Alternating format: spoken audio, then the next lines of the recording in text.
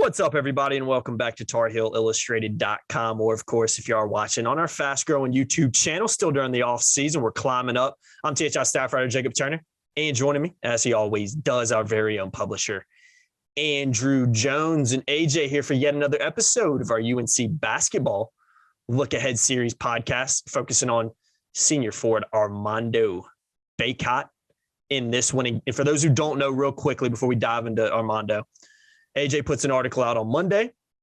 AJ puts another article out on Wednesday, and then we run this podcast on Friday. All three of those articles focusing on a specific player this week. And, of course, Armando Bacot is the guy we're focusing on now. If you want to see those articles, head on over to TarHeelIllustrated.com. Link is in the description below to go check those out. And I highly encourage you to read it because I think these articles kind of feed into this podcast, give a little bit better snapshot as we look ahead to next season and what to expect from Armando Bacot. So, AJ, I'm going to throw some stats at you real quick, and then I'll kick it to you. Looking at Armando's season last year, obviously a big year for him, 31.6 minutes per game, 16.3 points, 13.1 boards, 1.5 assists, shot 56.9% from the floor and 67% from the free throw line. ACC Player of the Year runner-up, which is a contentious topic that a lot of Carolina fans are still pissed off about, and first-team All-ACC selection in what was a big season for Armando Bacot. So, AJ, before we look ahead, let's look back a little bit. What are your thoughts on the type of season that Armando Bacot had? Because I think a lot of Carolina fans would agree. He looked pretty damn good last year. Very good. Mm-hmm. And we saw Armando take a lot of steps forward in his game. Maybe not all of them are directly linked to extending his range further from the basket or some of those things. To me, it was just the really good stuff got better. And it was the maturity he played with. He got in foul trouble every once in a while, and he played through the foul trouble. He didn't pick up that extra silly foul. A lot of the things that sometimes marked his game in a negative way as a sophomore, even though he had a pretty good sophomore year, were not as evident last year during his junior season. I'm going to go back to maturity. We've talked about maturity with Armando a ton, even going back to his freshman year, but he took an enormous step forward last year with his maturity, not just as a guy, not just as a teammate, but also as a basketball player on the floor, becoming excellent at setting the high ball screens, becoming excellent at doing some of the small things, to helping out defensively, staying up straight instead of crouching over a little bit sometimes. The quote unquote lazy stretches or lazy moments or lazy sequences from before were not there last year with Armando. And I say lazy because of the appearance. I don't think Armando was ever lazy. I just think that he had to learn how to give more, how to exude more, how to push more. And he did that last year. And the way he played in the NCAA tournament was incredible. He had double-figure rebounds in every game in the tournament. He had 22 in the regional final, I think it was, 21-22 against Duke. He ended up tying David Robinson last year for the all-time record of most double-doubles in a season. Yeah. And David Robinson was incredible at Navy back in the mid-'80s. So Armando took his game to a level where he is now an NIL king, because he put his play helped Carolina get on a stage where people could get to know who he is. We've been talking about the character he is for a while, and he is. He's a really smart guy. He's got a great sense of humor, and he's not afraid to say stuff. And that really works well with NIL, especially when you have North Carolina on the front of your jersey and you're taking a team to the national championship game. So I think it was an outstanding year for him in every way. And I do think he can get a lot better, and he'll be better this coming season.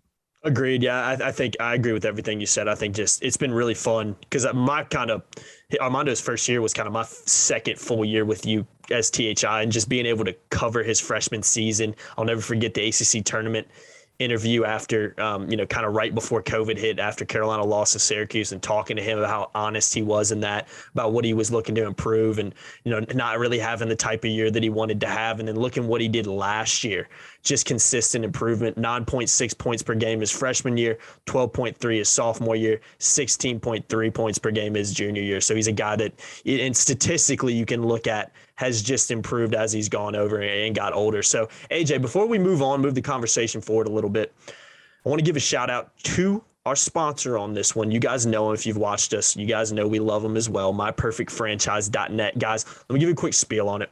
Prices are going crazy right now. We're in really tough times financially.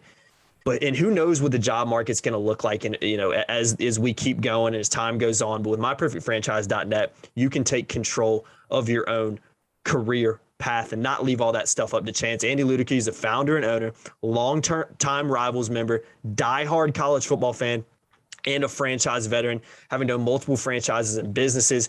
Using his expertise, he helps others find their American dream through a very thorough and free consultation process. Keyword free right there, guys, which is absolutely awesome. Call Andy, put your life and career in your own hands. It's 100% free.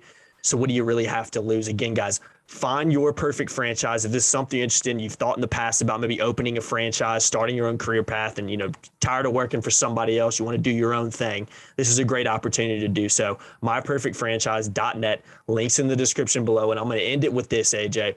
He is a massive Mac Brown fan. So if you do talk to Andy, you let him know that Tar Heel Illustrated sent you, because he once he hears that Mac Brown connection, he's going to love you automatically, I think. Yeah, and last time I talked to him, we talked a lot about the Carolina run in basketball, and he mentioned something about Armando Bacot. So there you go. You got to love it, Since man. this is an Armando podcast, I'm going to throw that in there. You got to throw that in there. It's awesome that he has an interest in Carolina and all that jazz. And like I said, huge Mac Brown fan. So if you do end up talking to him, check him out, myperfectfranchise.net, and make sure you let him know that Tar Heel Illustrated sent you over there. Again, link is in the description to head on over to his website. Put your career in your own path. I mean, I think it's an awesome time to do so with all the uncertainty. So take advantage, do it. Talk to Andy Ludicky, myperfectfranchise.net. But AJ, back to Armando. I talked about that consistent point growth and consistent statistical improvement as the years have kind of gone on. Playing even more minutes last year was such an integral part of what Carolina wanted to do. So building off of that, as we look forward going into his senior year, expectations are obviously super high for the team. Expectations are obviously going to be super high for Armando after the year he had last season. So you got to talk to Armando about a couple weeks ago now. At UNC's kind of open, they had a little summer media day. We were able to talk to a handful of players. So based on that conversation, any insight you can kind of give us into what kind of year you think Armando Bacot's going to have? Because for me, it was another impressive interview, and another interview that showed even more signs of maturity than we saw even last year and the year before that. He's a guy that just keeps getting more experience and keeps getting more wise, it seems like. When I was talking to him, so much of it was about his NIL stuff, but I do think that that's relevant from a basketball standpoint, because we're in a different era now. So if the face of the program and the voice of the program, well, the voice is Hubert, but the face of the program is Armando. Yeah. If he goes out and has another really good year and is more consistent, and Hubert, we talked to Hubert in June, and he said Armando needs to be more consistent. And when I wrote a piece about it, some people were like, "What are you talking about, more consistent?" No, those are Hubert's words. Some of the free throw shooting needs to be better. Sometimes he wasn't super efficient around the basket. He needs to convert a little bit better. He needs to finish a little bit better around the basket, get that shooting percentage up there. And the other part of consistency is to do it again, to have a great season again. So that's part of it as well. Be consistent means you have one great year and you back it up, you follow it up with another great year. But the NIL stuff is important, Jacob, because I think the residual effect of what Armando has achieved and should achieve, I would say, and will achieve this coming season. The basketball court stuff and the NIL is hand in hand. You're talking about selling Carolina to kids. You're talking about putting the program on a platform that the best of the best might want to be a part of, because they look at Armando and say, that's a place to be. That's a place I want to be. Carolina's got a little bit of an IT program thing going on right now. And Armando can help Hubert moving forward take advantage of that. So I think be Armando. He should just say the things he wants to say. He should play at the level that I think he's capable of, which is I do think he could be an NBA guy. I do think he could step away some. I do think it'll take time, but he'll end up meshing with Pete Nance. But they win a ton of games, and Armando's doing Armando stuff on the court, and he's the same guy when he talks to us after games or during the middle of the week in between games and stuff like that. And the NIL stuff continues to flow. He's going to be a star. He was in the Netflix show Outer Banks. That's pretty big time for that generation. That's enormously huge. And in fact, he was asked, what are your 5 favorite things you did this offseason, first one was that. Now, he didn't mention throwing out the first pitch in an Orioles game. Yeah, but you probably I asked him about that. I told him at the time, I said, there are 8 games over 500 since you did that. He started laughing. But I think this is all good for Carolina basketball. Him throwing out the first pitch, him going to the Kentucky Derby, him doing this, him doing that. It's great for the program. So Armando is helping the program more than just grabbing a ton of rebounds, getting other dudes in foul trouble, and being a good fanny smacker on the floor. Armando's helping the program in a lot of different ways, and he'll continue to do that for another year. I think he's going to have an even better season. He should be ACC preseason player of the year. And I'm not saying he's going to win ACC preseason player of the year. I think there's a chance Caleb might. Yes, just like, remember, Hansbrough was coming off National Player of the Year in 2008. Lawson won ACC Player of the Year in 2009 because his trajectory just scorched. I would say scorched by Tyler in the sense that he came from much further behind in developing his game, and he had such an amazing year. And Tyler passed the baton to Ty and said, "Run with it, my man." And I can see Armando doing something like that with Caleb this year, but it doesn't mean he doesn't have as good a year as people expect. I think he will. I just think that the potential for this team and the two of them as a tandem is so off the charts significant that could happen. Agreed. I think his experience is huge as well. And the last thing I want to talk about, because you mentioned Pete Nance a few minutes ago, and I think that's an interesting conversation to have because I think Nance being more of a, I'm not going to say he's not a replacement, but a guy that you could take out kind of a like for like and say, okay, I'm going to put Pete Nance at the 5, take Armando out for a little bit. Carolina didn't really have that option, but so much last year of having kind of a true 5 that they could put down there to replace Armando. They kind of had to do some other things, and hence why Armando played so many minutes last year. Do you think the addition of Pete Nance is a positive for Armando? Less time out there, ability to take a few more breaks. And, I think even more importantly than that, you got a guy that defenses are going to have to focus on down there now that's even more experienced than Armando Bacot is. And to me, that's a huge plus for Armando and Pete Nance and Carolina as a whole. Well, the number one thing they needed, if they were going to get something from the portal, someone from the portal, they needed someone that could back up Armando. So Nance is going to do a lot more than just that, but he can do that. The guy started at the 5 in the Big Ten. I asked him recently at the Smith Center. I was talking to the bunch of his teammates about him and the importance of getting a guy that can back up Armando, and they all went right to it and said, "Well, yeah, he's bigger than Armando. He's longer. He's got a real strong lower base to his body." So I asked Pete, after talking to his teammates, I did two separate stretches with Pete that day. I went back to Pete and I asked him about just that. He's like, "Well, yeah, I banged against Kofi Coburn of Illinois, Hunter Dickinson, Luka Garza when he was at Iowa, all the monsters that Purdue has. I mean, there's bigs all over that conference, probably the best conference in the country with big men the last couple of years. And he's been banging as a 5.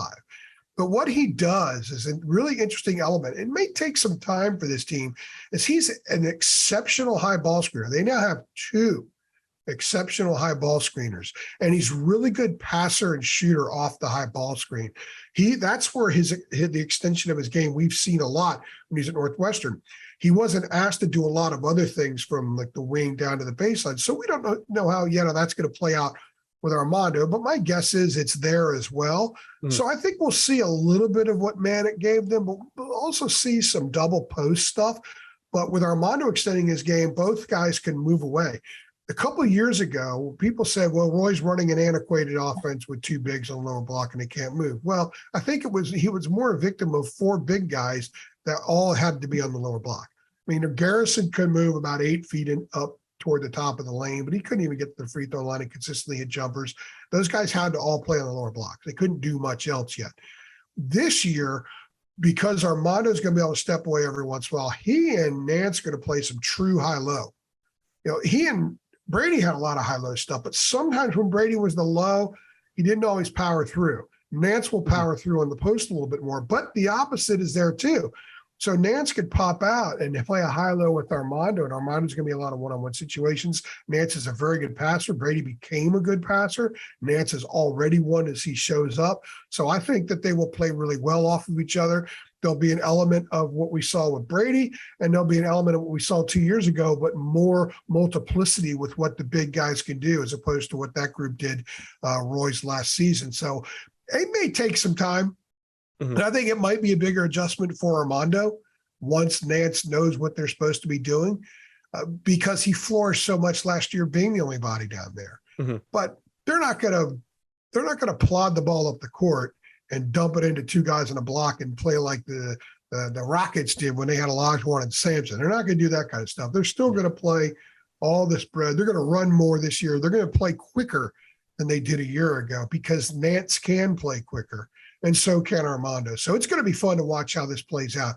But he's still going to post stuff, and he's going to look a little different at times too, which is part of adding to the game that I think a lot of people want to see. And I think given his NBA hopes and dreams and aspirations, as Hubert would say, I think that extending that game out and learning to play with a guy like that, forcing him to sometimes extend his game out, will help him in that quest. Absolutely. You got two experienced bigs there alone. And, Armando Bacot and Pete Nance. We're not even talking about, the other guys on the roster that have played a lot of basketball in their time at Carolina and elsewhere. So we talked about a lot of expectations are high. Everybody knows that. And expectations are going to be very high for Armando Bacot, but based on kind of what we saw last year and what we've seen during his career at North Carolina, he's grown every year, and there's no reason to believe he's not going to do that going into his senior season. So absolutely expecting a big year from Armando Bacot, and everybody's expecting a big year from the North Carolina basketball program as well. Going to be a fun one to cover, AJ, and we'll kind of see what happens when we get there. But I think it's a good place to wrap this podcast up, the Armando Bacot edition of our Carolina Basketball Lookahead Series. Again, guys, go check out the pieces that AJ put out on TarHeelIllustrated.com. Link is in the description below. One came out on Monday. One came out on Wednesday. And if you're watching this, you're either watching this on Friday or after it. So go back and check those out. And real quickly, a quick shout out to Andy Ludicky and MyPerfectFranchise.net. Go hit them up, guys. If it's something you've been thinking about, there's never going to be a right time. Right now is the right time to make a career change. If it's something you've been considering for a long time, go do it. You're in great hands with Andy. And again, it's a free consultation process. If you get through it and you're like, I don't know if I want to do this right now, you won't lose any money or anything like that. Check them out, MyPerfectFranchise.net. Link is in the description below as well. And make sure you tell them TarHeelIllustrated.com sent you. Guys, thanks for watching. I've been Jacob Turner. He's been Andrew Jones. We appreciate it as always. Make sure you like, share, subscribe, hit that notification bell as well. We'll see you guys in the next one. Thanks. Thanks.